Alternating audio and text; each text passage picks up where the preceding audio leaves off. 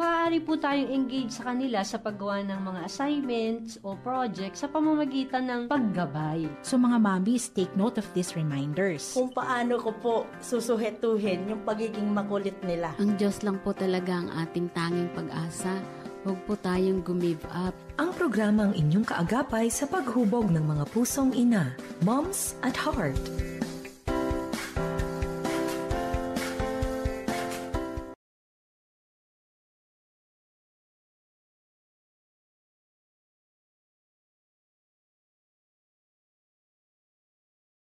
Wow, napakabilis po ng ating panahon. Ngayon po ay buwan na ng Mayo at tayo nga po ay pumapasok sa masayang pasiglang buwan ng Mayo as mothers. It is not Mother's Day. Dito sa Pilipinas is Mother's Month. No? Ang haba ng ating mga celebrations.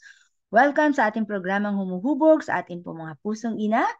Moms at Heart, ang inyong Mommy Best Serious would like to invite everyone dito po sa ating pag-uusapan ngayon to join us for this 1 hour.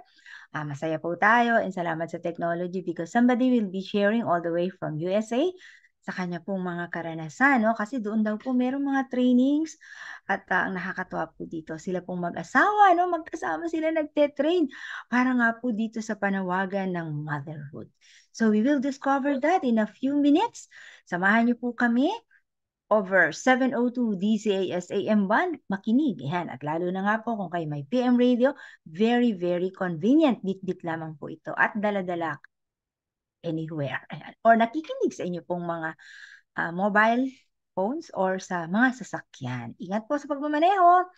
Or baka naman po kayo nakatutok to see us, yung mga mukha, mga looks namin over FEBC Radio TV o di ka naman po doon sa Facebook ng Moms at Heart or ngayon natawid na po sa Memo ni Mommy or sa Praying Moms at Heart. At ang lahat ng yan dahil tayo po ay miyembro ng kapisanan ng mga broadcaster ng Pilipinas. Ngayon po ay atin ang tawagin all the way. Wow, welcome sa atin pong discussion all the way from USA, si Ma'am Shi Tere. Wow, hello. Ma'am Shi Tere, how are you? Kumusta dyan sa yung malayong lugar ng USA ka ba? Yes, ma. Hello po, Mommy Best Serious. Yes, and gusto mong bumate sa ating mga viewers and listeners or somebody out here dito sa Philippines, mga friends mo, kasi alam mo naman sa biyaya ng technology ay the world will listen and hear us. Ayan. Hello po, binabati ko po ang mga family and friends po dyan sa Pilipinas. Yeah. Hello, and I'm here with Mommy Bessie, and we're going to have our candid conversation about being a mom. Na-starstruck bigla ang aking kapartner. Okay, so sa atin pong mga kasama for this program of Moms at Heart ay because ngayon po ay unang Sabado sa atin pong buwan ng Mayo. Of course, alam naman natin kapag may bida ang mga nanay. Ayan. So for this very first broadcast ay atin pong pag-uusapan yung ating tinatawag na embracing motherhood. At ang aking pong kasama ay isang very typical na person na talagang dapat po na siya ay ating kunan ng mga bagay-bagay na information. How to encourage, especially ang ating mga young mothers. Yan. Nakita niyo naman sa kanyang video na, ayun, she's trying to encourage paano po ang ating mental preparation, physical preparation, and of course, emotional preparation. Kasi hindi lamang po ganun-ganun ang maging nanay, no? But of course, no, gusto ko munang bigyan ng disclaimer, Ma'am Shitere. Disclaimer po tayo, no? Sa atin pong mga women out there, hindi po, and I would like to repeat, hindi po lahat ay tinawag na maging biological mothers. Yan. Dahil ang isang babae po, ang calling sa atin is to become a nurturer, to become a tender and enricher ng mga buhay-buhay, especially of our next generation, na hindi po kailangan na tayo ay biological mother. Yan, di ba? Maliwanag yun, ano? Kasi Hala, parang, kailangan din mo ko nanay, no?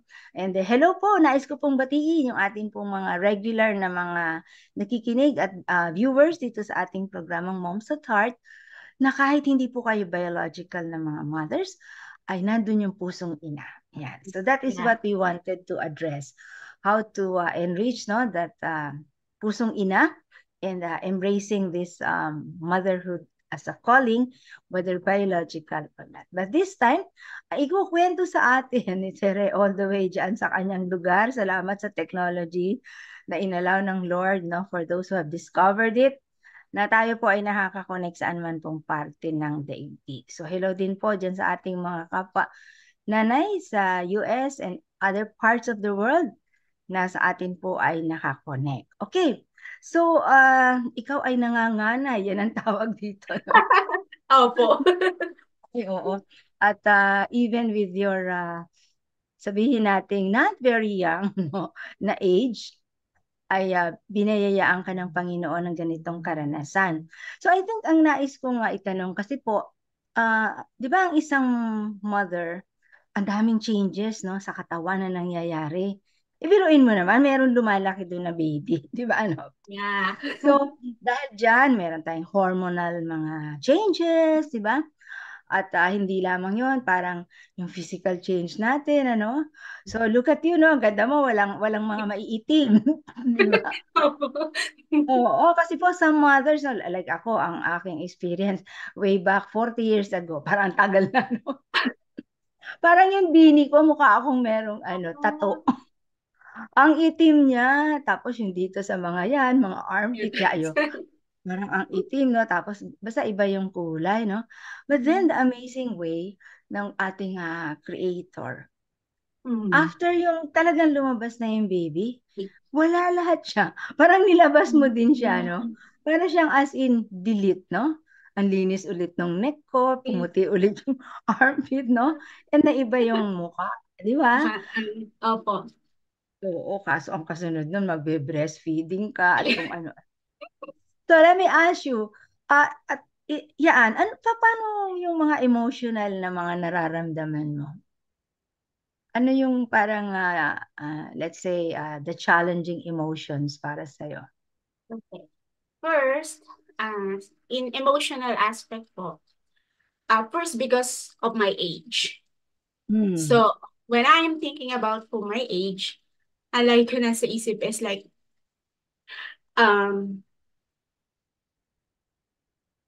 yung age gap namin nung baby, pag lumaki na siya, so if she's 20 years old, then gano'n na ako katanda. Because dahil nga po, nagbuntis na ako ng late. So first yun po. So I need to condition myself and I need to talk to my husband like, we need to settle these things. We need to talk about this. And then second po, emotionally, because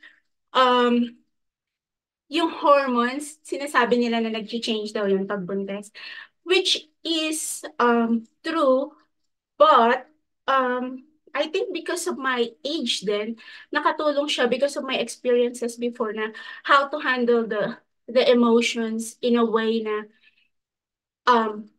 it's okay to feel matakot or mangamba, but hindi siya nag-overwhelm sa akin. Like I can face it like it's okay. I've been there because of my age, because of the experiences na meron ako. So ngayon na nagbubuntis ako, I know how to face it at least. So mga emotional preparation po, I have lots of things na pinagdaraanan din, which is normal as a human being. But I think because the age na meron po ako now and because of the experiences, at least I have this knowledge to, how to prepare myself so that I will not be overwhelmed po dun sa mga experiences na negative na nararamdaman or na-experience ko po.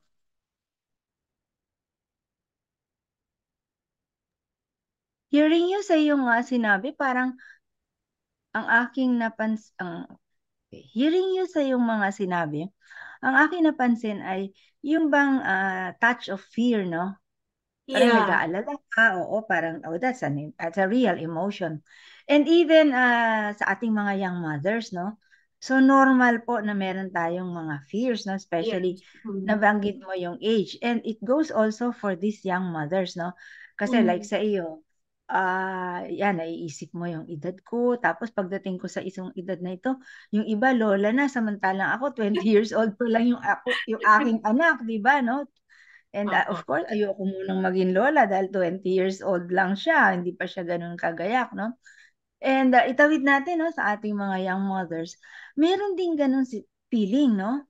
Na parang, ay, Mm. ang bata ko, ready na ba ako dito? Mhm. Nag-aaral pa ako, di ba, no? Or marami pa akong pangarap, for promotion ako dito sa office, tapos magma-maternity leave ako agad, o, di ba, no? Opo. Another thing also, yung hormonal changes na yan na Change. nangyayari, oo. At your age din, ay meron ding normal na hormonal changes, di ba? Kasi reaching that age, no? Magkakaroon din yan. So, parang nako-complicate siya, di ba? So, again, it's still the same dun sa ating mga young mothers. Kasi, Yes. ewan ko ba dyan sa hormone na yan, ano? And also, I want to add, Mami Bessie,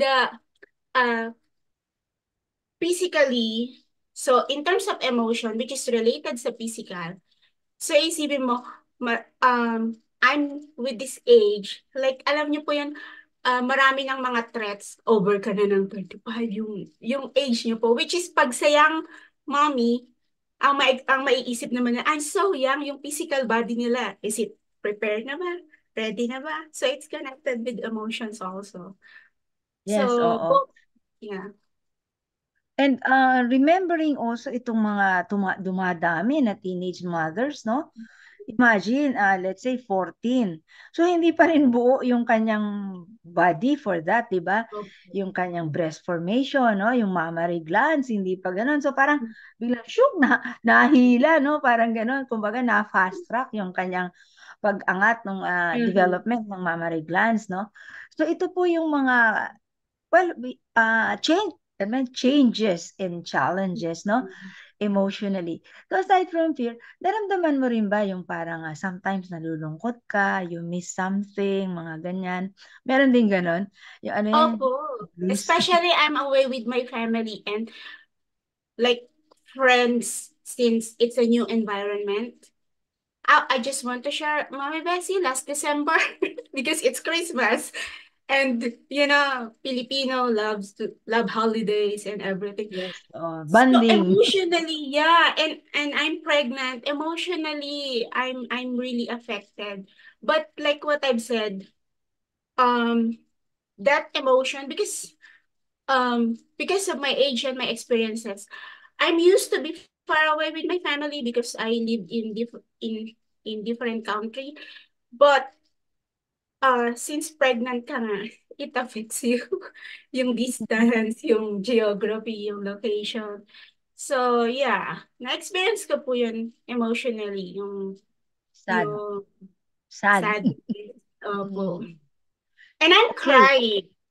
And Oh. normal din po yun. Normal umiyak. It's okay to cry. But, yeah. One night, yeah, I cried. Like, I miss my family. Okay, pampakyut lang. Pag umiiyak ka, di ba yung baby, nararamdaman mo gumagalaw ba siya sa tiyan mo rin? Parang sumasabay ba siya sa emotion mo? Yung mga movements, mga ganyan. Kumusta? May mga ganun ba? Opo, may mga Tense, di ba? Parang matetense din yung tummy mo, no? Si baby yes. parang magkaganyan din siya, ano?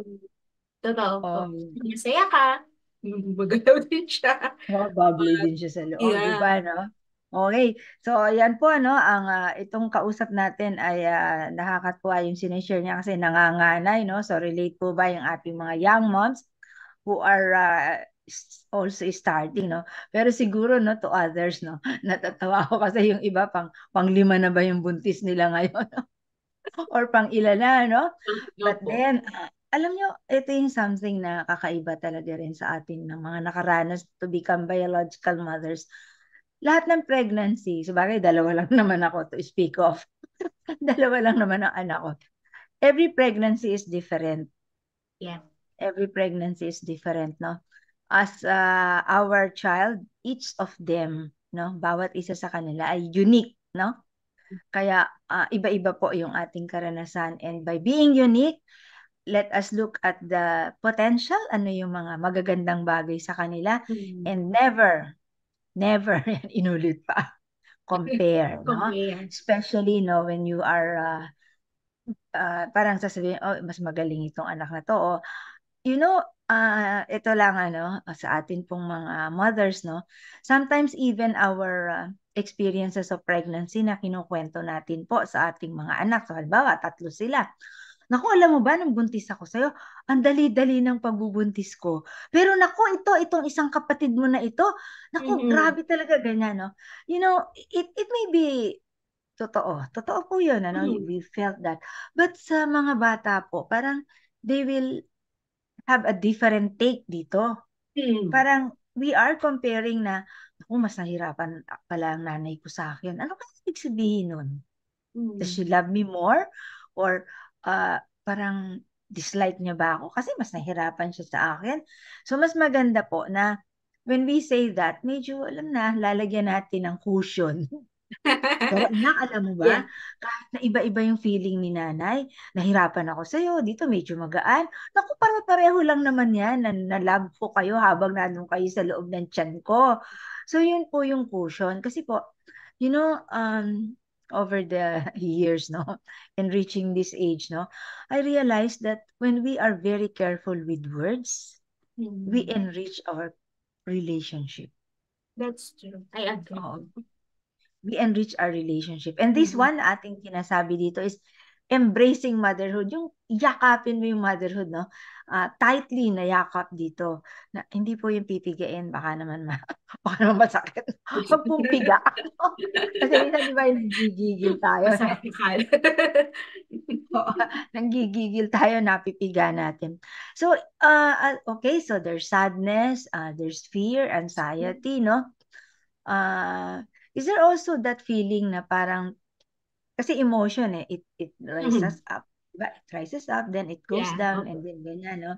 So, while you are preparing for itong panganganak na iyong kakaharapin, ano naman yung ramdam mo doon? Yung mamimili ng mga gamit ng baby, nakakatuwa ngayon, no? Hindi kamukha ng panahon namin, surprise! Opo. Gender, alam mo na agad, di ba? Opo. Meron pa ako nakikita sa Facebook, no? Nagpapa-party sila. Gender party, ang tawag. Grabe talaga yung mga commercial ngayon. During our time, wala po yan, no?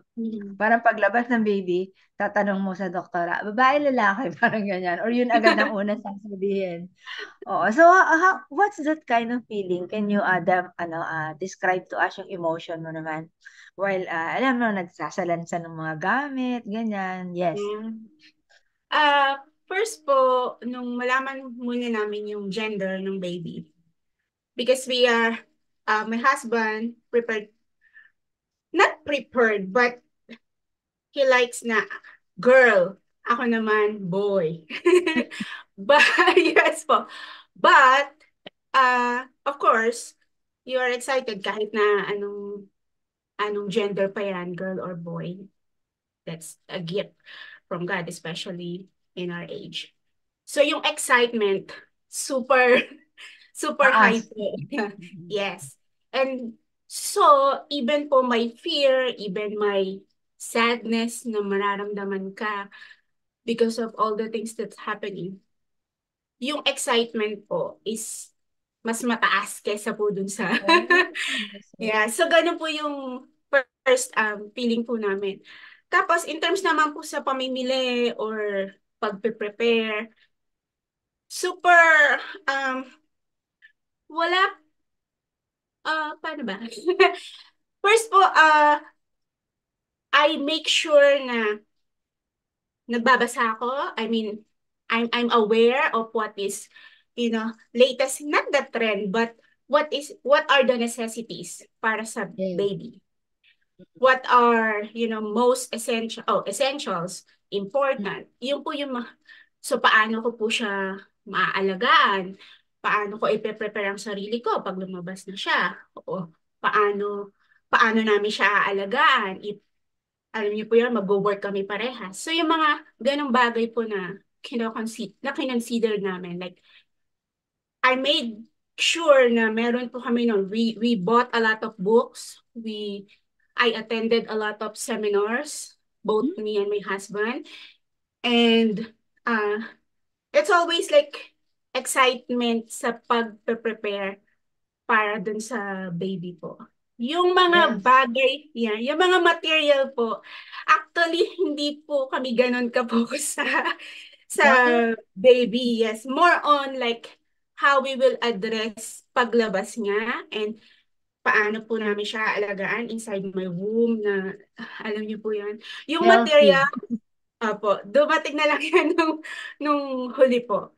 So, yeah, more on how we are preparing ourselves para po alagaan siya na maibibigay po namin yung tamang nurture. Because katulad po ng sinabi nyo, it's very natural po para sa mommy to be, and daddy also na, yung nurturing. Yes. Roles natin as parents. Alam mo, napakahalaga ng sinabi mo. Kasi ang pagtingin natin doon sa pagkakaroon ng isang anak, no, ay hindi kayo nakafocus sa material things, no? Na parang marami na mga magulang or mothers, no? Ay parang nahubog yung kaisipan na if I have this pile of material things, no? Nakakahanda lahat dyan, mga kung ano-anong bagay, no, na at dahil dyan, minsan ang nasa sakripisyo ay yung nurture. But in your case, na-realize ninyo na okay lang, essentials na lang ibigay natin sa materials. Of course, yung mga basic needs, no? Hindi naman natin dapat pabayaan. But what is more important is yung pag-prioritize nyo ng nurturing, no? And to the extent, di ba nag-enroll pa kayo dito? Opo, birth classes. So, ikwento mo nga kasi parang tinitingnan ko kung meron dito sa Philippines na, no? So, sa atin pong mga kasama, no? Dito nga po sa Moms at Heart, baka po may passion dyan, ano? Magsimula po kayo, especially yung mga atin pong mga nanay na, looking for what I call life too. Na medyo yung mga anak nyo, teenagers na, yung iba college na, napalaki na natin lahat. So, what's next? Ito po, maganda ito, no? Na magkaroon nito. So, pakilarawan nga sa amin, ano ba yung center na yan na nag-train kayo na? Nakita ko yung husband mo doon, pinost mo, nagdadaya-per siya. So, ano ba yan? Paano yan? So, Mami Bessie, I will just give a background of that, no? Dahil nga nakapokus po kami on how we will give nurturing environment and, proper caring para po sa baby. So, online po, may mga free classes po kasi dito sa US na you can attend.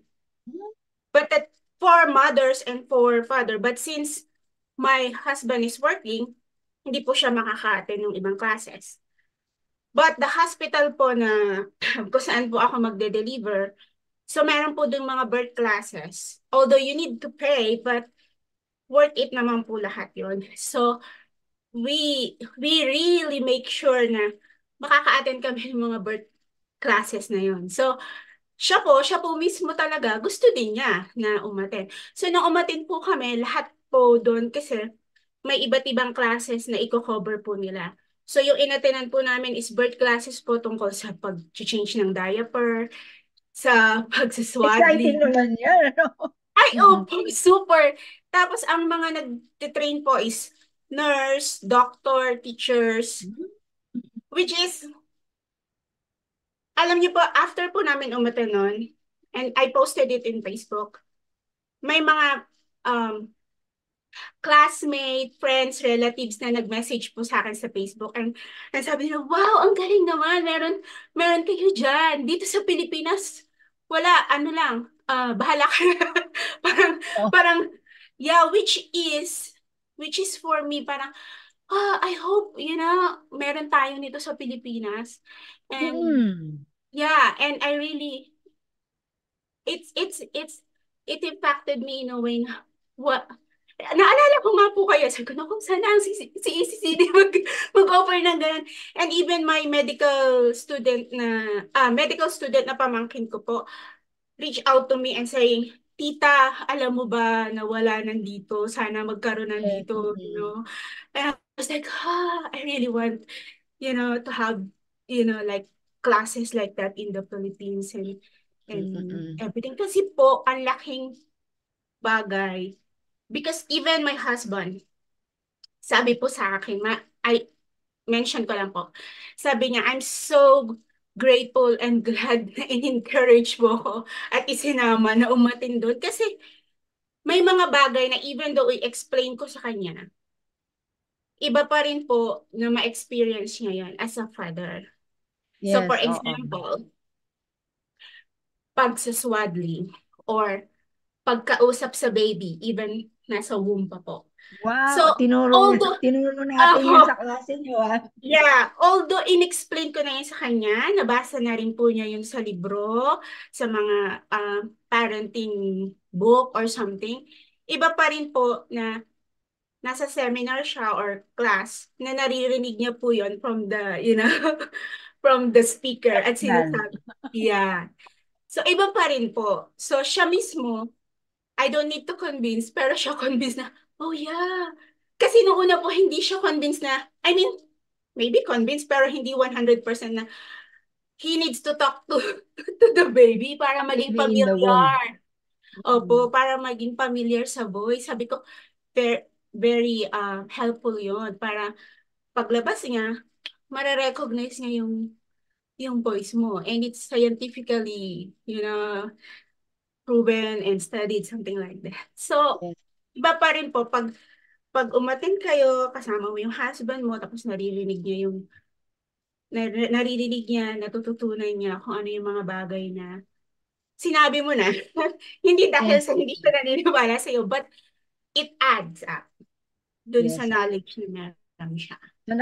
Alam niyo, nakakatuwa yan na maging interesting sa isang tatay yung partisipasyon niya sa diaper changing. Nakita ko nga, natutuwa ako, no? Parang nakatitig siya ngayon sa pinost mo ng mga video. Parang tinitingnan niya, paano ba ito gagawin, no? Oo, di ba, no? And parang, I don't know kung na-notice ko ba, tama ba yun? Parang hindi siya yata yung disposable diapers ba yung tinuturo sa inyo? Opo, disposable din. Kung paano siya gagawin, di ba, no? Pero ang isa rin siguro nating magandang challenge, no, dito po sa Philippines, ay kung makakatulong tayo na hindi disposable diapers kasi ano yan, threat to our environment, no? And during the days naman ng araw ay wala naman ding inconveniences na, basta it's just a matter of your mindset, no? Kasi ako, if I can go back, no, and be a young mother again ngayon, ayoko yung disposable na yan. And I would also like to commend, no? Kasi may mga alam akong mothers ngayon na hindi talaga sila gumagamit yan. They go to the old one sa panahon namin, no, na merong cloth, ganyan, na with all the washing or whatever. Of course, pareho yung merong environmental challenges. Pero ang naalala ko noon, ginagamit ko pa siyang pandilig sa halaman, yung binabara na nung diaper, di ba, no? And healthy sila halaman kasi ano yun, di ba? Meron siyang nutrients, no? For the plants. Okay. So nakakatuwa, no? Ayan po, no? Kung naghahanap po tayo ng how to really contribute, no? Dito po sa ating lipunan, ano? Kasi medyo ang daming confused ngayon. Alam mo, ang isang nakakalungkot pa ngayon, yung bang mental challenges na nangyayari. And of course, diyan sa US, ganun din, no? Kasi medyo na-carry parang nasa akin pang burden sobra kasi recent lang. Yung mga bata ngayon as early as 10 years old, 11, nagsusuicide na sila. And then, eto pa, no, meron tayong tinatawag dito sa Philippines na hindi ko alam kung hanggang saan ito kasi magbabasa pa ako ng mga studies. Meron silang term na last, parang ganan. Yung mga kabataan, parang to them, wala lang, last, ganyan. Yung may mga ganyan-ganyan yung kanilang arms, no? So, yun, medyo lalaliman ko pa yung aking pag-aaral dito, no? Kasi hindi ito maganda. Hindi ito maganda, no, sa ating mga kabataan.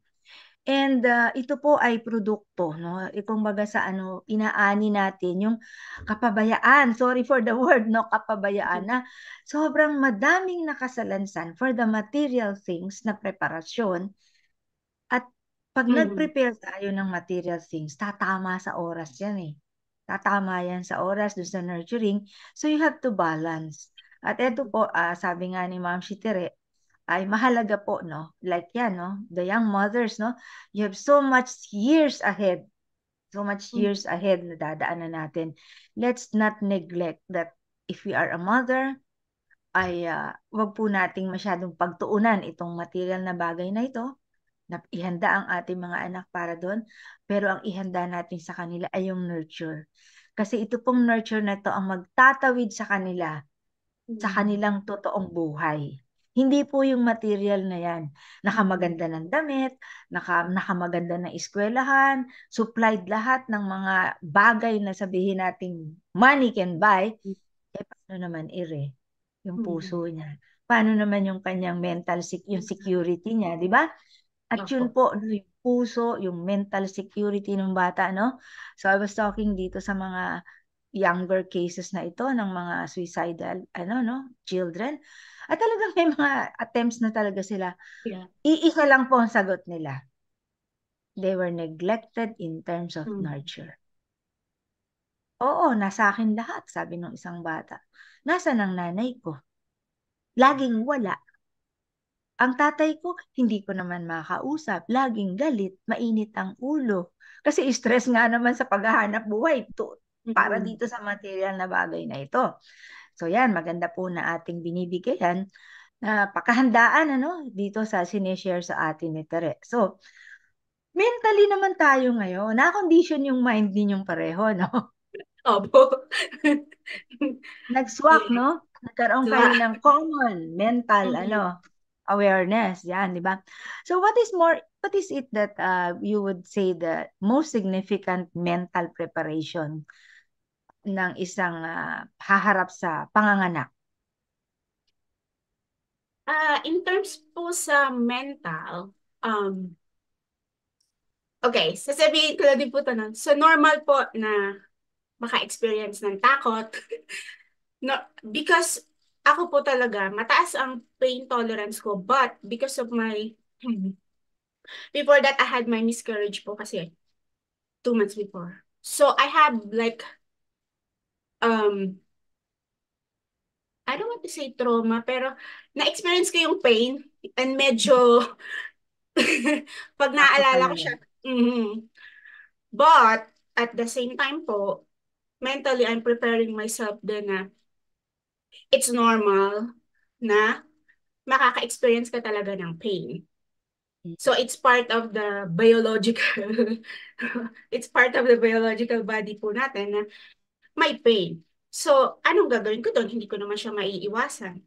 So what preparation po na ginagawa namin is yan nga, we read a lot of book. I read a lot of book. I watch po kung paano po yung proper breathing para po yun po yung nagpo-push po pag may contraction or something. So I'm trying to practice yung breathing daw, yung breathing, tapos kung yung walking. So lahat po yun is part of my mental preparation na yung pain, part yun. Hindi ko na yun maiiwasan. Kahit paano pa kung epidural ang, or pain something ang ibigay po nila, pain reliever. Part po yun. So, yes, nasa mind ko na po na makaka-experience po ako nun. But at the same time, I'm preparing my mind na after nito, my baby, and my hugs, my kisses, my love, which is, yun naman po talaga, I mean, ang reason. I mean, after nun, yeah. The fulfillment and the reward. So, my mind is set na after nun, here we come. The baby. So, okay. I actually teacher Ma'am Shi, kasi teacher din po ito. And tinatawag niya ako kanina dun sa isang school namin, ano? Kasi estudyante ko po siya years and years ago pala. Diba, teacher? Ma'am Serena. Years and years ago ay isa po siya sa mga students, no? Dito nga po sa sinasabi niyang school na sana daw ay magkaroon ng ganitong offering, no? Well, we will be having some of this later on, ano? So, yung po mga interesado na mag-aral, no? Kasi I am putting together a program for early childhood na practical, kamukha niyan sinasabi mo. And we will be holding these classes, hopefully, no? Ngayon pong taon na ito, in August, when I celebrate my 70th birthday. Parang ganun. Wow. Kami mga ila-launch ng mga programs, ano, sabi nga sa'yo, kahit na 7 dekada na, parang hindi pa ako, I don't consider it retired na talagang tired na, no? Never get tired. No? I just change tires, no? So, mag-message lamang po kayo dyan, maglagay kayo sa comment if you're interested. We can enlist you, no? Parang doon po sa mga mag-e-enlist na first 5 yan. So, of course, may bayad dito. Baka ilibre natin kayo. Wow. Oo. At by then, itong si Ma'am Chitere ay mag-share na kasi by that time may meron na siyang baby ng uha-uha sa kanyang kasama. Okay, pero ngayon ay nasa tummy pa. Okay, what is that one word that can describe everything that you have said?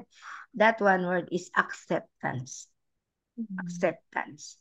Pagtanggap, no? Kasi po pag sinabi nating embracing, ay nandoon na, di ba pag in-embrace mo yung isang bagay, ano man yung bagay na yan, na-imagine ko tuloy si Mother Teresa, no? Yung sa India. When she embraces, no?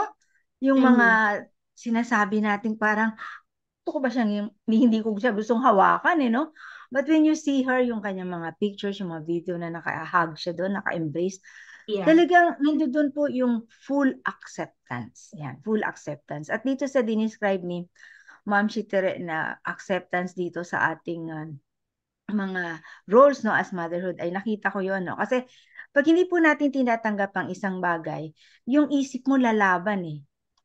Alam mo, eto, no, kaya ako tumatawa, no?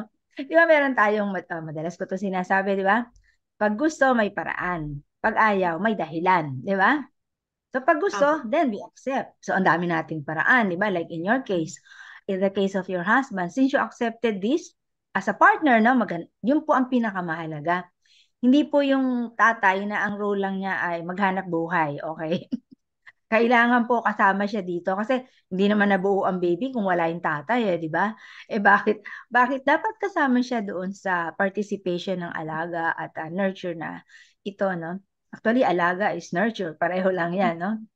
So, hindi nyo gagawin itong mga bagay na ito kung hindi niyo talaga siya in-accept ng buong buo, di ba?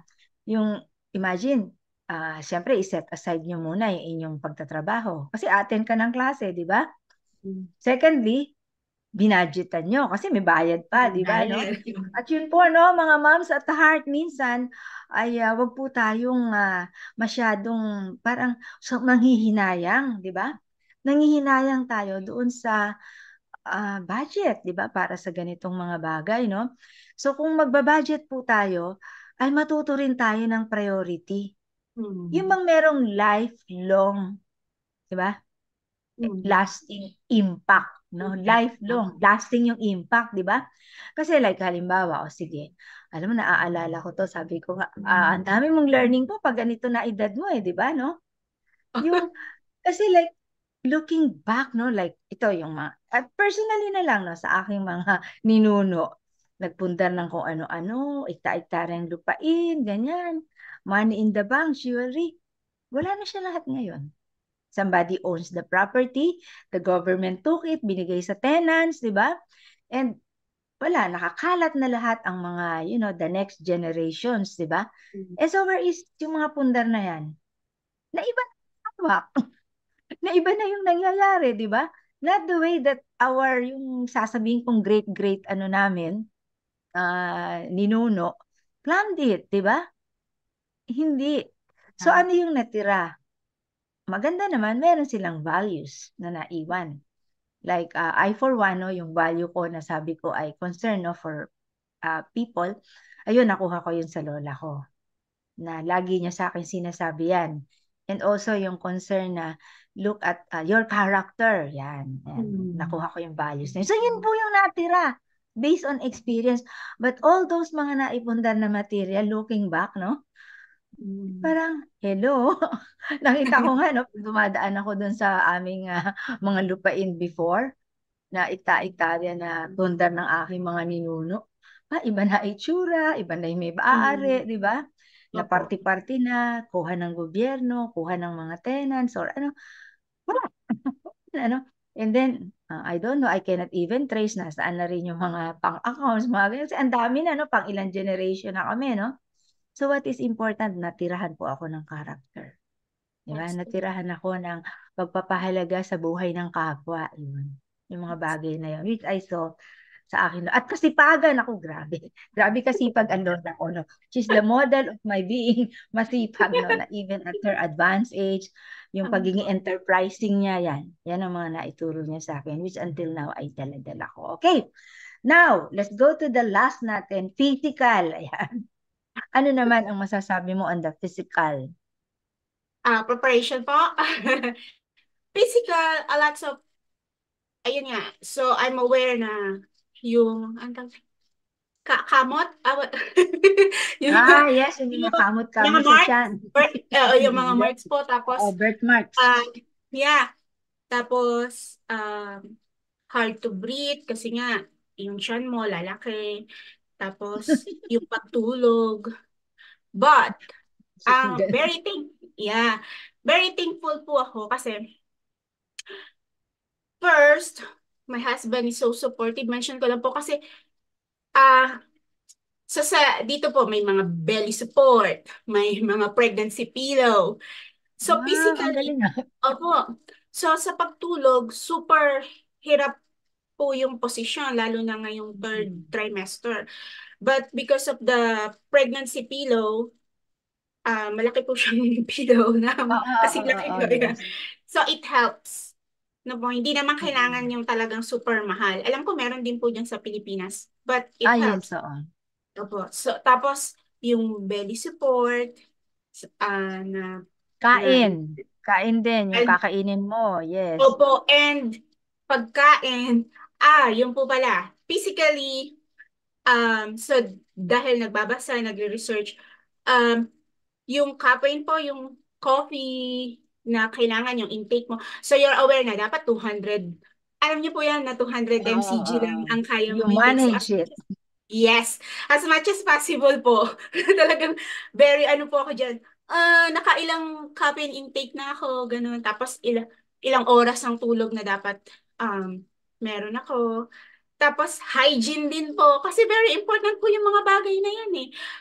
Yung hygiene mo, yung hindi naman kailangan po na bumili ka ng mga mamahaling lotion or something. Hindi po. Very, po ako, very organic, very, very practical. Since nasa US ka maraming product, pero sa totoo lang po, Asian, mas organic, mas nga tayo eh. Natural. Opo. So kahit na nasan ka mang lugar or bansa, alam niyo po yon, physically na pag-aalaga po ng sarili natin is very important and very accessible. Hindi po yan dahil na nandito kasi sa lugar na to, mas privileged ka. Hindi po. It's how you see kung paano mo aalagaan ang sarili mo na hindi mo kailangan gumastos. At the same time, yung mga pagkain na kinakain mo, hindi kailangan maging mamahalin para lang masabing inaalagaan mo yung sarili mo. Mas natural, mas okay po. So, masasabi ko lang po in physical, maging aware lang kung ano yung mga, though sometimes confusing po yung mga information na nakukuha sa internet. So, kailangan po natin na maging maingat din sa ano po yung talagang kailangan, yung essentials. So, katulad ng caffeine. So, yung caffeine, kailangan po na mamonitor natin kasi yung bata, wala siyang, hindi niya yun mapiprevent. Only the mother can prevent yung caffeine intake. So, kailangan maging careful po doon. Sa pagkain, kung ano yung kinain mo, pinasok mo sa katawan mo, yun din yung pupuntang nutrients sa bata. So, ikaw din ang may responsibility or responsible dun sa intake na yun. Sa mga cosmetics na ginagamit mo, mas simple, mas organic, mas maganda po. So, hindi po kailangan maging bongga or hindi po kailangan gumastos para lang masabi na inaalagaan po natin yung sarili natin. And of course po, hygiene. So, make sure na, na yun, nakapaligo ka or something. Proper taking care of yourself lang po. So, hindi kailangan maging magarbo or gumastos ng mahal. So, Wow, sobrang dami nating mayayaman ng mga insights no mula sa ating Ma'am Tere all the way from USA, and thank you so much for your time sa mga bagay-bagay din na yung na-share, and this is an opportunity po no sa mga interesado. Ang ganda pala nung kanyang enrollment dun sa mga bagay-bagay na yan ano, available in the US. Sana po ay magkaroon din dito. Palagay ko baka meron din, kaya lang hindi siya ganun ka-popular pa.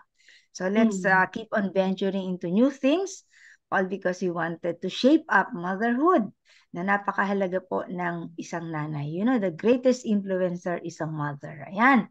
So ano ang iyong final words no sa atin? Something to always remember. Star, ika nga. So what is that, Ma'am Tere? First of all po, thank you, Mommy Bessie, for inviting me here. And the message that I want to say to all mommy there, biological or not biological mom, let's embrace the motherhood because it's an opportunity. It's a door to nurture life, you know, and to make an impact sa buhay po ng mga future generations and mga bata. So whether you are biological or not, it's an opportunity. So let's make the best out of it. So to all mothers out there po, happy Mother's Day or happy Mother's Month. And hello to all my friends and family there in the Philippines. And thank you, Mommy Bessie. Thank you so much. And salamat sa iyong pagsama sa atin, Ma'am Tere. God bless you. God bless you din po. Sobrang nakaka-excite. Ano po, no? Sana din dito po sa ating sa Philippines, sana po magkaroon din tayo ng mga ganong uri ng mga trainings, no? Sa ating pong mga mothers. Yan. And not mothers lang, kasama po si tatay. Of course, hindi tayo magtatapos sa ating pong programa. I would like to call in ang ating pong laging suki, no? Na namimiss na po natin, but ito po ang kanya na naman pagbabalik, no? For this season, si Mami Weng Del Rosario para sa kanyang heartbeat portion. At kasunod naman po, no, matapos si Mami Weng, ay nais ko rin po na tawagin ng isang very young mother. Ito po talagang young at age at kapapanganak din po niya. To close us in prayer all the way from Middle East, no? Isang US at kayo naman, Middle East. No? Salamat sa technology.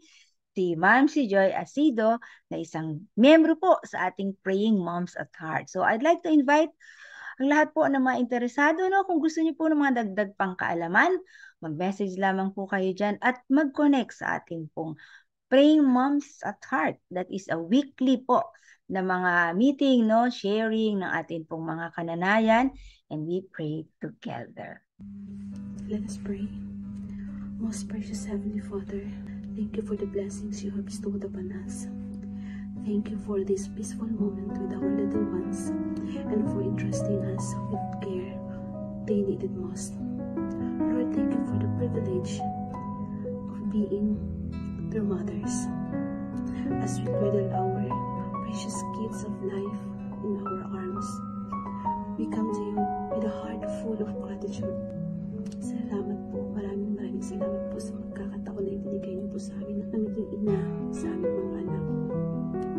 Dalangin ko po, Lord God, sa bawat hinanaing ng kanilang kamusmusan at bawat gabi na walang tulog, Lord.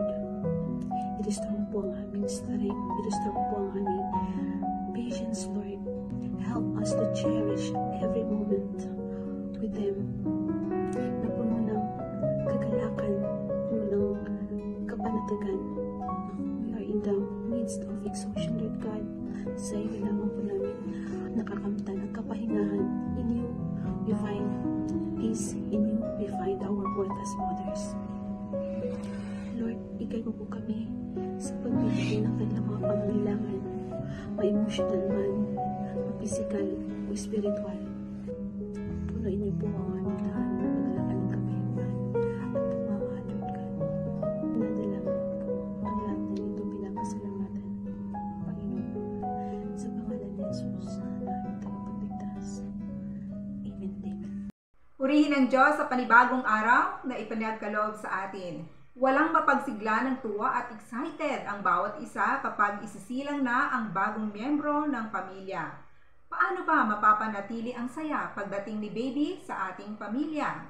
Maging organisado sa mga schedule ninyo ni Mister kung paano hahatiin ang oras at mga gawain para sa pag-aaruga kay baby, sapagkat malaki po ang magiging pagbabago sa pagdating ng isang supling, subalit hindi pwedeng maapektuhan ang ating relasyon at kalusugan. Kadalasan, ang oras ni Mami ay laging naitutuon na lang kay baby at nakakaligtaan na pati ang sarili. Nariyan na ang sobrang pagod at higit pa ang puyat. Ang self-care ay isang bagay na napakahalaga sa isang inang kapapanganak pa lamang. Ito ang makakatulong sa iyo kung paano ka makaka-recover sa iyong mental and physical well-being. Maiiwasan ang stress kung aware ka kung paano mo mapapangalagaan ang iyong sarili, sa gayon ay mas maibibigay mo ang tamang pag-aaruga kay baby. Naalala ko, bida lagi ang malunggay, isang pangunahing gulay na inaahain sa mga bagong panganak na ina. Tama po, ang masustansyang pagkain ay napakahalaga sapagkat ito'y magdudulot ng magandang kondisyon sa iyong katawan. Hinay-hinay lang din po sa pagpapababa ng timbang o ang sobra-sobrang pag-iihersisyo upang madumbalik ang dating hubog ng katawan. Dapat nasa tamang proseso lang po mga mamshis. Rest ka naman, Mami. Kapag natulog si baby, sabayan mo na para makabawi ka sa puyat mo. Madalas ang gawin natin kapag natulog si baby, iyan na ang pagkakataon para gawin ang lahat ng bagay na dapat tapusin. At gigising na naman si baby na pagod ka pa. Kapag ganito lagi ang naging sitwasyon mo, hindi po ito healthy at maaari pang pagmulan ng depresyon. Mahaba naman matulog kapag bagong silang pa lang si baby, kaya samantalahin na din na makaidlip ka para makabawi ka ng lakas. Gawin lang ang kaya upang makapagsilbi ng mabuti sa pamilya. Naway patuloy na magkaroon ng maayos na tibok ang pusong ina para sa ating Panginoon. Mami Weng po para sa Heartbeats. Maraming salamat sa inyong dalawa, Mami Weng, para sa ating heartbeat portion, and of course kay Mamshi Joy all the way from Middle East sa kanyang pagtatapos sa atin sa panalangin. Ito po ang inyong Mami Beserios, ang lagi ninyong kasama sa paghubog sa atin, no? Take note, kasama pa rin ako, no? Mga pusong ina na patuloy po tayong nagpapagamit sa ating Panginoon for this calling called motherhood. Ang lahat ng yan ay nag-view po or napapakinggan over 702 DZAS AM Bond, FEBC Radio TV, or sa mga Facebook po ng Moms at Heart, Praying Moms at Heart, at ganun din po sa Memo ni Mami. All because we are a member of the Kapisanan ng mga broadcaster ng Philippines. Ang Mami Best Series po ay bumabati sa lahat-lahat po ng Happy Mother's Month. Salamat sa inyong pakikinig or pag-view sa atin.